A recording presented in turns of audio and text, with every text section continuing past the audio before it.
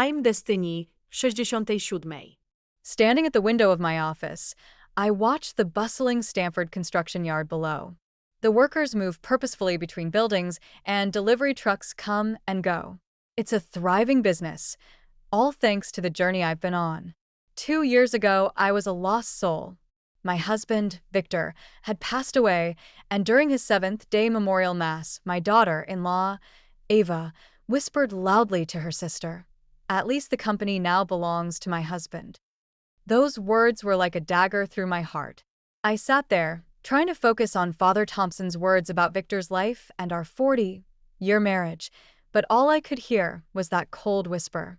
Victor had built the construction company from the ground up. He poured his heart and soul into every project, every contract. And here, just 7 days after his passing, Ava and my son, Leo, were already dividing his legacy. Leo had always been ambitious, eager to follow in his father's footsteps, but I wondered if his ambition had turned into entitlement. After the service, at the reception in our home, I retreated to the kitchen for a moment alone. My daughter, Luna, who had flown in from Miami, appeared in the doorway, her face lined with concern. We talked about Ava's behavior, and I admitted that I didn't know if Leo would inherit the company. Victor had always handled the business and legal affairs, and I trusted him completely. I never asked about his succession plans, assuming there would be more time.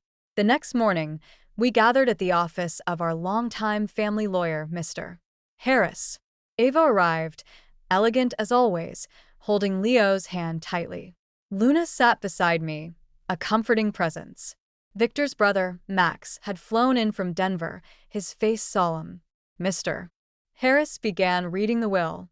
To my shock, Victor had left all shares and controlling interest in Stanford Construction to me. Leo's voice broke through the silence, saying that his dad always said he would take over the company. But Mr. Harris assured us there was no mistake. Then Mr. Harris handed me a sealed envelope with my name written in Victor's familiar script. Inside was a letter from my dear Victor.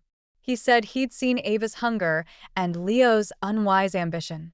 3 months ago, he discovered that funds were being diverted from the company accounts, and the trail led to Leo and Ava.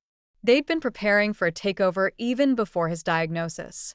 There were also additional documents, financial records, and emails proving their embezzlement. Leo demanded to know what other documents there were, but Mr. Harris refused. Ava tried to be smooth, suggesting I transfer management to Leo, but I decided to take time to consider my options. I opened the manila folder a few days later. The evidence inside was overwhelming. Leo and Ava had siphoned off nearly $300,000 from the company accounts over the past 2 years, disguising the transactions. They'd known about Victor's cancer and counted on his illness to distract him. I was devastated. That night, I called Ms. Grace, a business consultant who had worked with Victor before. She listened to my story and suggested I learn about the company instead of selling it. She said Victor had mentioned my people, instincts, and my early days of keeping the books for the company's first projects. For the first time since Victor's death, I felt a glimmer of hope. Over the next few weeks, I spent mornings with Ms. Grace and afternoons at the office. I learned about the business, met the employees, and discovered I had a knack for it. Meanwhile, Leo and Ava changed their strategy. Leo called me daily, offering to help, and we had dinners at their place every Friday. Each time, they would subtly suggest I step aside and let Leo take over. But then, I received a call from Dr. Miller, our family physician. Leo had come to see him, worried about my mental health and asking for a geriatric specialist for an evaluation. I was furious. That evening, I got a text from Ava about an appointment with a specialist. I called Mr. Harris, and he warned me to be careful and document everything. I decided to confront them on my terms. I arranged a family dinner at my house. I invited Luna, Max, and even Ava's parents, whom I'd always liked. When everyone was seated, I directly asked Leo about the appointment with Dr. Miller and the embezzlement. The room went silent. Ava's composure shattered. She claimed they deserved the money because Leo had worked for the company for 15 years and Victor never gave him the recognition he deserved. Leo admitted that he thought Victor might sell the company when he got sick. I offered them a choice: resign from the company, repay the money with interest, and never interfere with the company again. In return, I wouldn't press charges.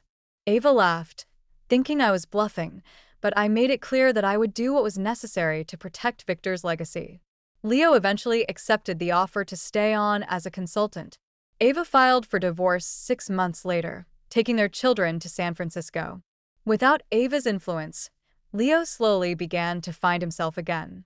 Now, under my leadership, Stanford Construction has expanded into 3 new markets, increased profitability by 20%, and maintained its reputation for quality. I've discovered my own strength, and I'm grateful to Victor for giving me this opportunity to grow. And as I look forward to celebrating my birthday with my employees, I know that the journey, though tough, has been worth it. I've found not just purpose and confidence, but also joy in this new chapter of my life.